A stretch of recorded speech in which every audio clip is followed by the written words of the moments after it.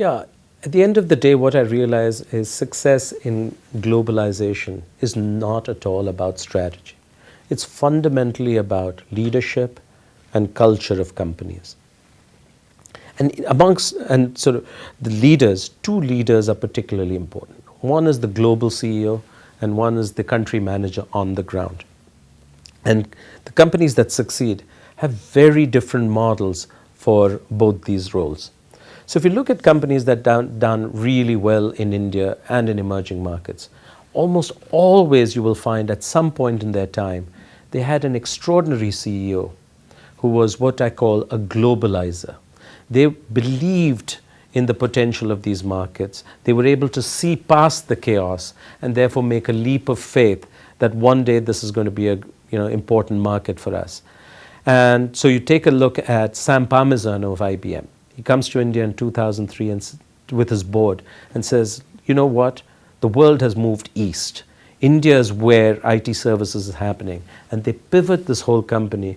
And today, their largest number of employees anywhere in the world is India. You take another guy like Sir Anthony Bamford of JCB. He comes to India in a hot summer of 2003, realizes things are changing and decides they need to do something very differently. And most of his colleagues in the company and outside think he'd lost it. You take a look at Jean-Pascal Tricoire and Schneider Electric. Here's a guy who likes to ride a motorcycle across the market, walk into small shops, electrical shops, and see what they're selling and who's buying. And then finally decides, growth is not happening in Europe. Why am I sitting in Paris? And moves his family and half his headquarters to Hong Kong. So in all these companies, you have a person who's extraordinarily open-minded, culturally curious, and passionate about diversity. So if you don't have this type of a CEO, you have only a CEO who's grown up in the developed markets. They hate the chaos, the noise, the heat, the dust. They're afraid of eating the food because they may fall sick. These are not companies that are going to do the bold, long-term things that are required to succeed in the market. And so this is a real issue for boards of directors of multinational companies. So that's the CEO angle. You also need a very different type of leader on the ground.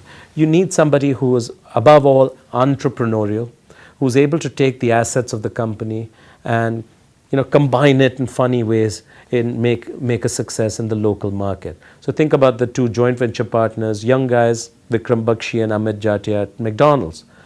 They take the McDonald's brand, they take McDonald's know-how of supply chain and restaurants management, and they create a completely new flavor of McDonald's in India. The menu is so different. There's nothing other than fries, shakes, and Coke, which is the same. And they figured out how to make money at 25 rupees or 50 cents for an average Happy Meal item.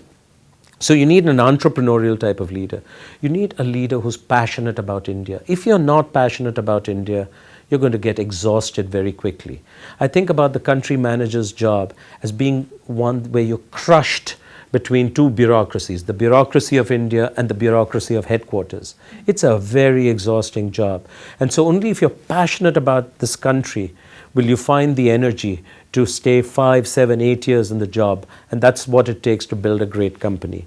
The third thing you really need in a local leader is courage. India demands courage. Every day as a multinational head, you have to be willing to put your career on the job. A minister may call you and say, hey, if you don't do X, Y, Z, employ these 5 people, you're going to have to face the consequences, and you have to say no. Your headquarters might say, hey, Ravi, I know you had a great year, but this year we're not giving out bonuses because we didn't grow in America or Germany or wherever. And whereas you had a great year, you have to have the courage to reward your people and say, headquarters, tough luck, this is what I'm going to do.